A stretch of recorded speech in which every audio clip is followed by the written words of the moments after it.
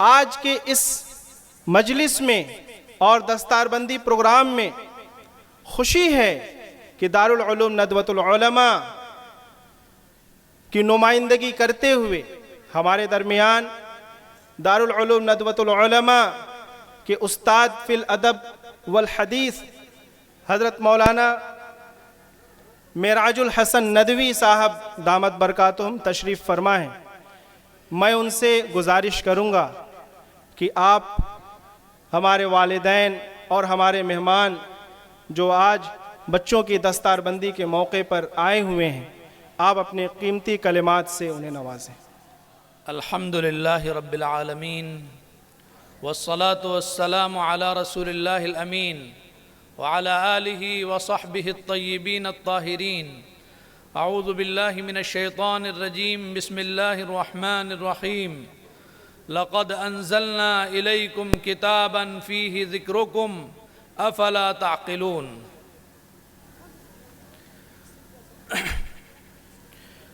معزز علماء کرام، اس ادارے میں تعلیم حاصل کرنے والے بچوں کے سرپرستان حضرات، میرے نوجوان ساتھیوں،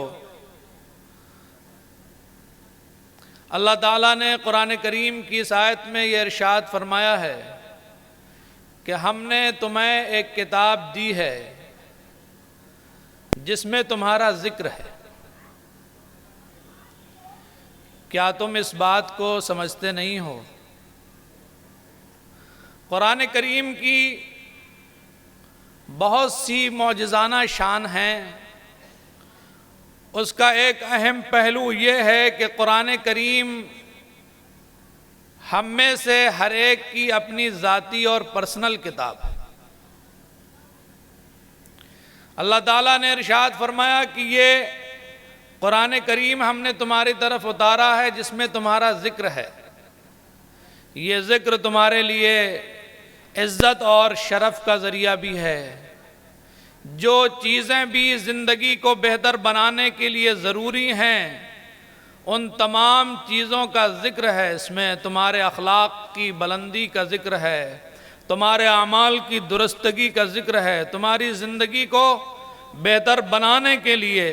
جو بھی چیزیں ممکنہ طور پر ضروری ہو سکتی ہیں اس کا ذکر ہے قرآن کریم میں۔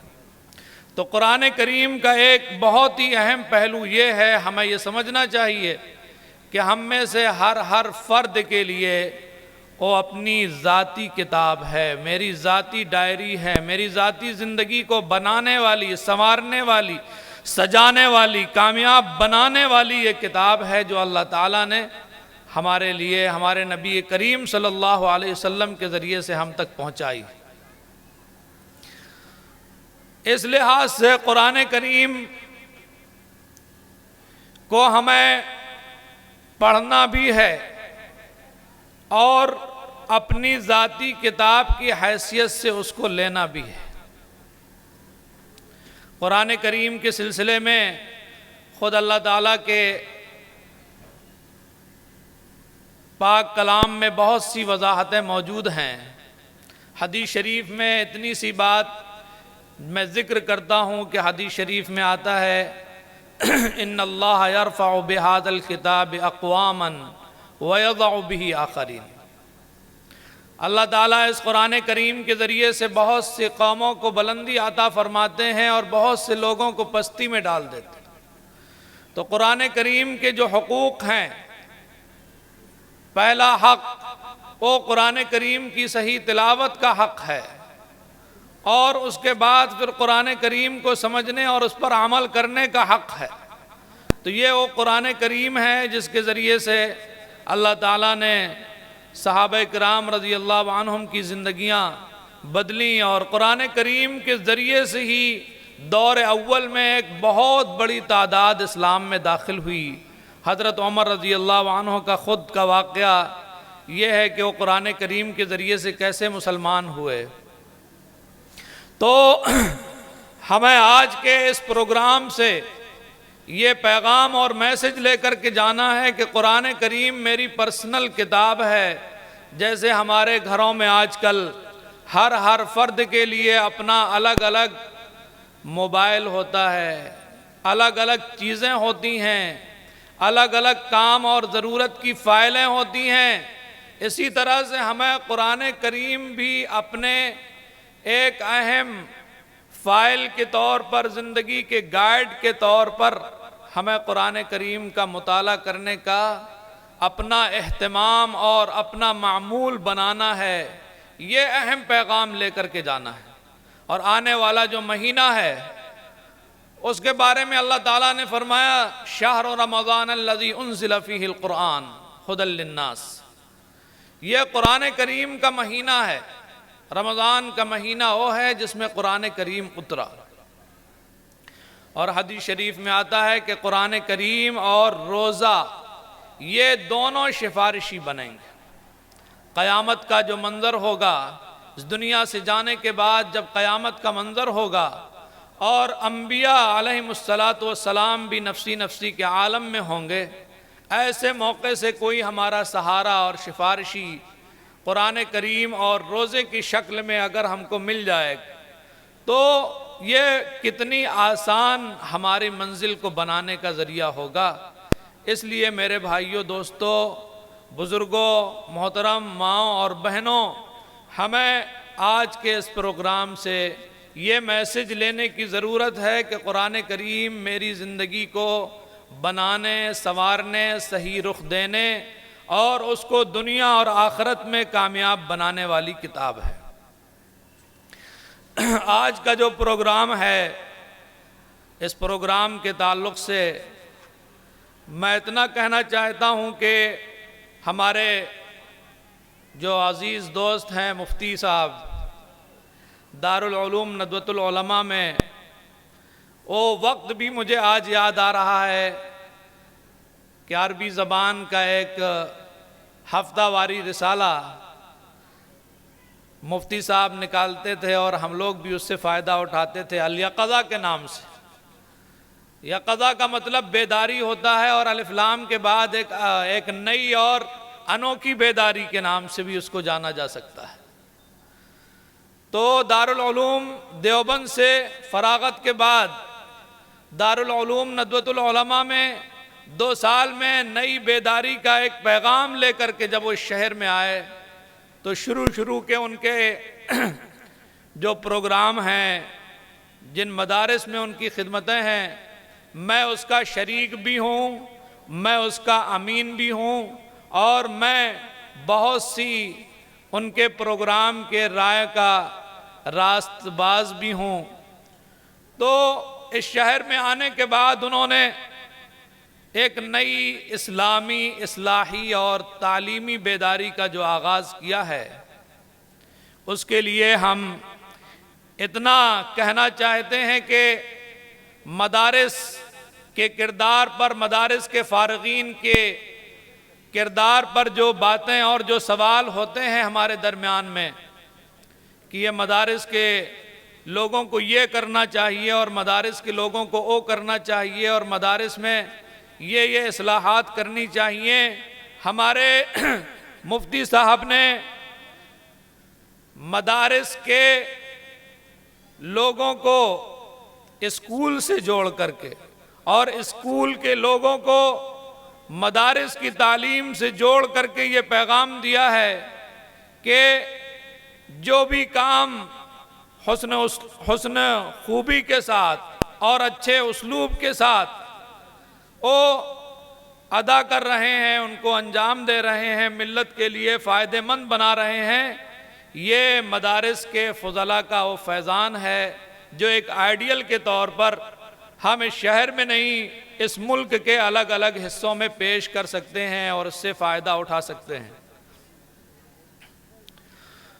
اللہ تعالیٰ ان اداروں میں تعلیم حاصل کرنے والے جو بچے ہیں، ان کی جو 3 طرح کی نوعیت بتائی گئی ہیں کہ جو اسکول کے بچے ہیں وہ قرآن کریم کو حفظ کر رہے ہیں، اور جو مدارس کے بچے ہیں وہ عصری تعلیم کو حاصل کر رہے ہیں، اور نسل نو کے دینی وہ اصلاحی اور عصری تعلیم کا ایک پروگرام ہے جو ابھی شروع ہوا چاہتا ہے۔ ان پروگراموں کے ذریعے سے ہمارے یہ نونہال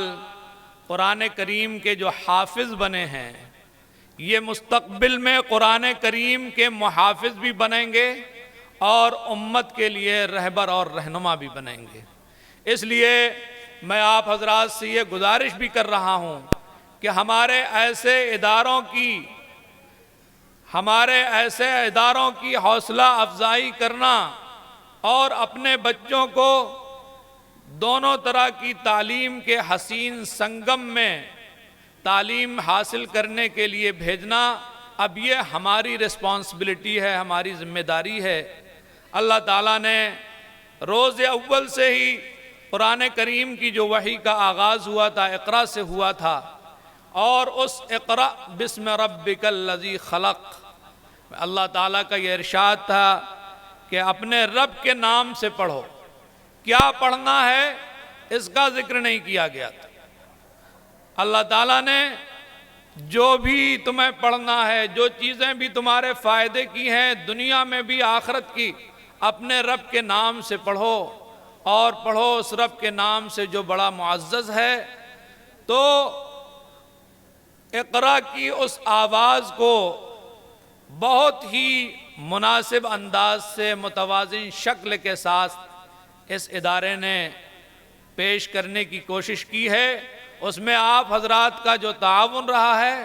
جو رسپانس رہا ہے، انشاءاللہ اسی طرح سے اگر وہ جاری رہے گا تو ہمارے یہ ادارے کے جو منتظمین حضرات ہیں وہ اپنا نیا حوصلہ اور نیا جذبہ لے کر کے ملت کی بیداری کے لیے، ملت کی ترقی کے لیے اور امت کی بہترین رہنمائی کے لیے نئے حوصلے کے ساتھ، نئے جذبے کے ساتھ، نئی طاقت کے ساتھ آگے بڑھیں گے، کیونکہ قرآن کریم ان کی تعلیم کو ایک نیا رخ دینے والا ہے۔ اللہ تعالیٰ نے قرآن کریم کے بارے میں ارشاد فرمایا کہ ہم نے قرآن کریم کو آسان کر دیا ہے، کوئی نصیحت حاصل کرنے والا ہے۔ تو قرآن کریم نے جو قرآن کریم کے بچے اس ادارے میں آتے ہیں،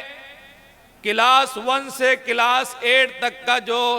سبجیکٹ ہے وہ 1 سال میں مکمل کرتے ہیں۔ یہ قرآن کریم کی ہی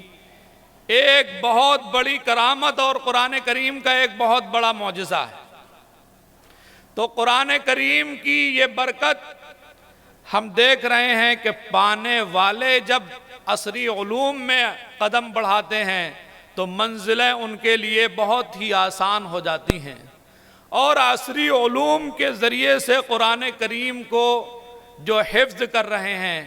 ان کے لیے بھی منزلیں بہت آسان ہوتی چلی جا رہی ہیں۔ تو یہ اللہ تعالیٰ نے جو اپنے نبی کریم صلی اللہ علیہ وسلم کے ذریعے سے پیغام دیا تھا کہ اللہ قرآن کریم کے ذریعے سے اللہ تعالیٰ بہت سے لوگوں کو بلندی عطا فرماتے ہیں اور بہت سے لوگوں کو پستیاں بھی عطا فرماتے ہیں۔ خود قرآن کریم کی سورہ بقرہ کی جو شروع کی آیتیں ہیں اس میں بھی اللہ تعالیٰ کا اس جانب اشارہ ہے۔ بہرحال اس شہر میں جب شروع میں یہ تعلیمی بیداری کا پروگرام شروع ہوا تھا تو اس منظر کو بھی میں نے دیکھا ہے، اور آج کا یہ منظر، سرپرستوں کا یہ منظر، علماء کرام کی یہ محفل اور اعیان شہر کی یہ مجلس یہ بتا رہی ہے کہ قرآن کریم کے پیغام کے ساتھ ساتھ عصر حاضر کے تقاضوں کو لے کر کے بڑھنے کے لیے، آگے بڑھنے کے لیے، ترقی کرنے کے لیے گویا کہ اس شہر نے ایک آئیڈیل پروگرام دیا ہے دوسرے شہروں کے لیے، ملک کے لیے۔ تو بس اس شعر کے ساتھ میں آپ سے رخصت ہوتا ہوں کہ وہ معزز تھے زمانے میں مسلمان ہو کر، اور ہم پھر سے معزز ہونے جا رہے ہیں قرآن کو اپنا کر کے۔ قرآن کریم کی اس برکت کو ہم دیکھ رہے ہیں، اسلامی لباس دیکھ رہے ہیں، عصری علوم کے ساتھ حافظ قرآن اور قراء حضرات کی وہ قرت دیکھ رہے ہیں جو ہم خالصتاً مدارس کی محفلوں میں سنتے ہیں، لیکن اسکول کے بچوں کے ذریعے سے قرآن کریم کے قرأت کے وہ نمونے دیکھ کر کے ہمیں یہ امید پیدا ہو گئی ہے کہ مشرق سے ہو بیزار نہ مغرب سے حذر کر، مشرق سے ہو بیزار نہ مغرب سے حذر کر، یہ وقت کی آواز ہے کہ ہر شب کو سحر کر۔ انشاءاللہ یہ ادارہ اور اس کو لے کر کے شبانہ روز محنتیں جٹانے والے اور اس کے لیے دعائیں کرنے والے لوگ ملک اور ملت کے لیے اور اس ملک کے خاص طور سے دوسرے شہروں کے لیے ایک بہت ہی بڑی شمع فروزاں کر گئے ہیں۔ اللہ تعالیٰ ان کے حوصلوں کو اور پرواز عطا فرمائے اور اپنے حفظ و امان میں رکھے۔ وآخر دعوانا الحمدللہ رب العالمین۔